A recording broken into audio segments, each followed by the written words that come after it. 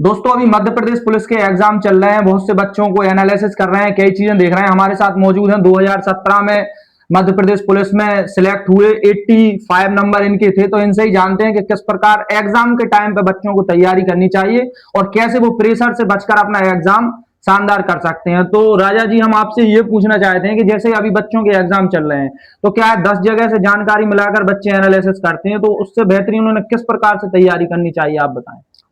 देखिए, सबसे पहले तो आपने घबराना नहीं है जी। अगर आप धैर्य के साथ तैयारी करेंगे तो वो आपके ज्यादा काम आएगा।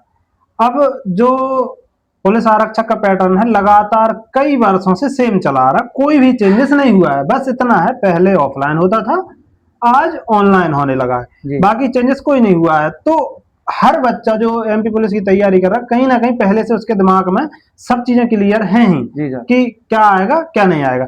अब जो आज का पैटर्न है और लगभग पिछली 3-4 भर्ती से आ रहा है, मैथ रीजनिंग 60, 65, 70, ज्यादा से ज्यादा 70 नंबर तक, 65 से 70 नंबर पहुंचता है। तो अगर आपको सिलेक्शन लेना है तो मैथ रीजनिंग के बिना आप सिलेक्शन नहीं ले सकते। आप ये नहीं सोच सकते कि मुझे मैथ अच्छा नहीं आता है फिर मैं सिलेक्शन ले लूं, नहीं, इम्पॉसिबल, हो ही नहीं सकता। और मैथ के बिना रीजनिंग होती नहीं है। तो मैथ रीजनिंग दोनों जुड़वा हैं और एक दूसरे के बिना कुछ नहीं होगा।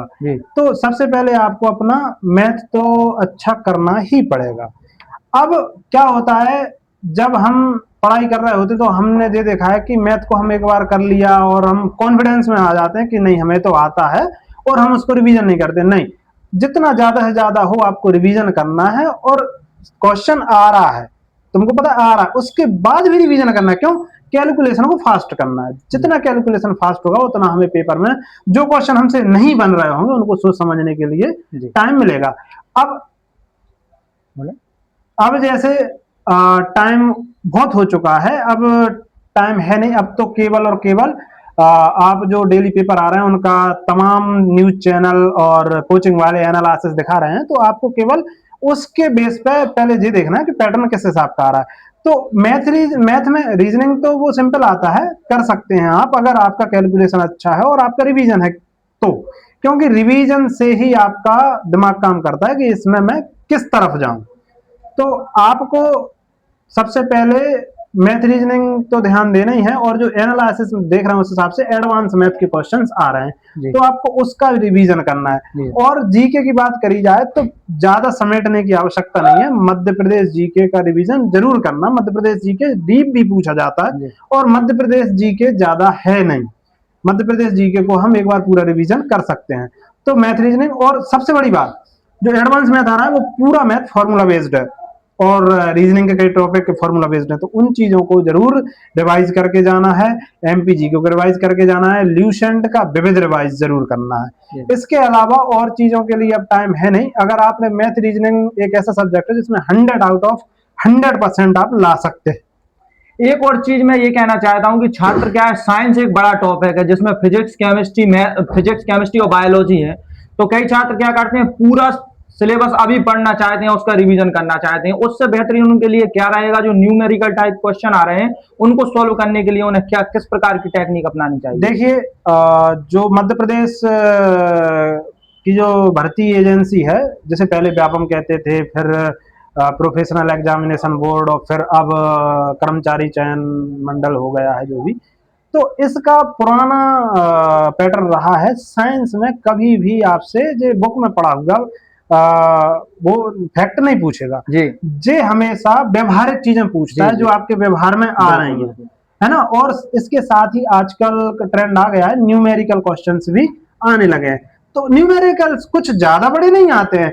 अब आपसे केवल इतना पूछ लेगा, त्वरण क्या होता है, तो उसमें आपको वेग परिवर्तन की दर, ऐसे मतलब फॉर्मूला होना चाहिए। दर्पण के पूछ लेगा, लेंस के पूछ लेगा, इस प्रकार के बल के पूछ लेगा, साथ में आपके विद्युत के पूछ सकता है।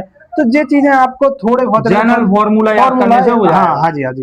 क्योंकि साइंस में जो आप पढ़ के जाओगे वो भान नहीं आता है, साइंस में व्यवहारिक चीजें आएगी, कॉन्सेप्ट समझना जरूरी है उसके लिए। अभी पिछले एग्जाम में जो आबकारी का एग्जाम हुआ था उसमें छात्रों को सबसे अधिक दिक्कत इसमें आई थी कि जो सिचुएशन बेस्ड क्वेश्चन दे रहे थे कि जैसे कि आप एक आबकारी आरक्षक हैं तो आपको ऐसी स्थिति दे दी, इस प्रकार के क्वेश्चन कांस्टेबल में इसमें भी कम से कम 6 से 7 नंबर के आ रहे हैं। तो इसमें क्या है, जिसको अनुभव है वो तो आराम से कर लेता है। तो ऐसे क्वेश्चन में किस विवेक का उपयोग करना चाहिए, पॉजिटिव चीजें देखें या जो हम अपने मन में सोच रहे हैं वही का आंसर लगाना चाहिए? देखो, मन से नहीं होता है जे जहां तक विश्लेषणात्मक क्षमता कहते हैं इसे जी तो इसमें आप उस पोस्ट पर रहते हुए सोचें। आप अपने आप को ये मान के चलें कि हम उस पोस्ट पे हैं। तो सबसे पहले आपने हमेशा प्रशासन को ही सही मानना है। जो प्रशासन कर रहा है वो सही है और जो शासन कर रही है वो सही है। शासन और प्रशासन का काम आपको पॉजिटिव, मतलब आपको अपना आंसर शासन और प्रशासन के काम के पक्ष में देना। जी जी जी। देखिए दोस्तों, तो आप इस प्रकार से अपनी तैयारी को और बेहतरीन कर सकते हैं। ये सर जो हैं आप इन्हें हल्के में ना लें, 85 नंबर उस टाइम के इनके हैं, जबकि 2017 का पेपर आपने देखा होगा कितना कठिन आया था। तो आप इसको देखकर अपना एनालिसिस करें और आगे बढ़ें और दुबे कंप्यूटर को फॉलो कर लें। इसी तरह की इंफॉर्मेटिव जानकारी आपको मिलती रहेगी। धन्यवाद सर आपका हमारे छात्रों के लिए जानकारी देने के लिए।